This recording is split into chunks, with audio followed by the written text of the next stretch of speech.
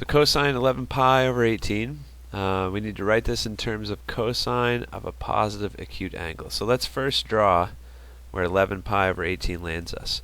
And in case you're still kind of unfamiliar with radians, radians are like degrees. They both measure angles. 2 pi radians is 360 degrees because radians are a measure of part of the circumference of the unit circle. You know, the unit circle has a radius of 1, so 2 pi r means that the radius the unit circle has a circumference of 2 pi. So that means 1 pi is 180 degrees. So 11 pi over 18, that's going to land us somewhere over here because it's not quite 90 degrees. It's not pi over 2, and it's beyond pi over 2, but it's not quite 180 degrees. So this is our angle. The reference angle is the angle that we make with the x-axis. Okay? So this is our reference angle for 11 pi over 18. And one other thing we can note is that cosine is going to be negative in this section. Okay? Because all trig functions are positive in the first quadrant. Sine and cosecant are positive. Let's use the plus symbol for positive. And everything else is negative in the second quadrant. Tangent and its reciprocal cotangent, which we might not have gotten to yet, are positive in the bottom and the bottom left quadrant. And cosine and its reciprocal secant are positive over here. So one mnemonic device for that is all students take calculus. All are positive here, just sine's positive here, just cosine's positive in the third quadrant. Just tangent's positive in the third quadrant, and cosine is the only one positive in the fourth quadrant.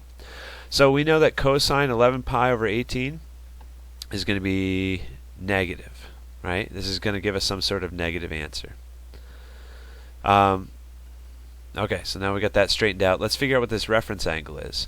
If this whole thing is 11 pi over 18, then this reference angle over here is going to be, take that 180 degrees and subtract 11 pi over 18 from it.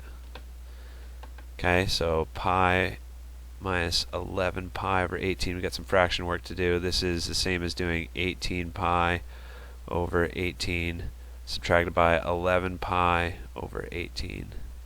So when you simplify that, you get 7 pi over 18. So that's our reference angle. This is 7 pi over 18. So to have a positive acute angle, if that's 7 pi over 18, look, we could draw it like this with our reference angle. Actually, here, let's just draw the angle. Don't need to make the right triangle. This is 7 pi over 18, right? So that's a positive acute angle. So that meets the criteria, but in order to make this equal, right, you got cosine 11 pi over 18 was what we were supposed to say in the first place. We can't say this right now. It's not quite equal. Because if you switch from here to here, now cosine is positive. So we can fix that by making a negative sign in front of it, multiplying it by -1. Okay, so final answer here, cosine 11 pi over 18, we found the reference angle. We did this subtraction here. We found that the reference angle was 7 pi over 18. So when we drew the reference angle, we said, wait a second, there's a problem here. Cosine's negative. You know, this cosine 11 pi over 18, that's in the second quadrant, and it's always negative in the second quadrant because the adjacent is going to be negative here. Okay, or if you appeal to these rules, that's kind of a way of keeping track of it. So cosine's negative here. So that means when we try to draw the acute positive angle over here, we have to compensate that by multiplying by a negative sign so that it's still equal. Okay, so this is a final answer with the negative sign there. So let's do one more here. Sine of 35 pi over 36. 35 pi over 36. So look, that's not quite 1 whole pi, right? Because we just said in the last problem, pi makes 180 degrees. That's a little bit shy of 1 pi. So our angle looks something like this. So to rewrite it in terms of a positive acute angle, it means we want to draw it somewhere over here because this is this would be positive.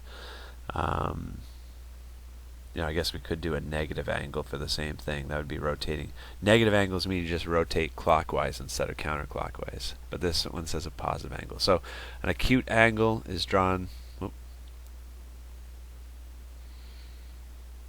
There we go. An acute angle is drawn in the first quadrant. So we want to figure out what this is supposed to be. So what we want to do is we want to figure out that reference angle, right? Whatever this angle is here, it's going to be the same thing in that drawing over there. And if this is 35 pi over 36, we're just a little bit shy of 1 whole pi. So let's subtract. So this is like 36 over 36. That gives us 1 pi over 36 here. So if we're trying to draw sine again, sine of pi over 36.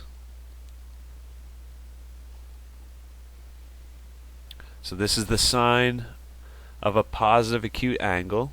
And does it equal this one? Do we need a negative sign like that last one? In this case we don't, because sine is positive in the second quadrant.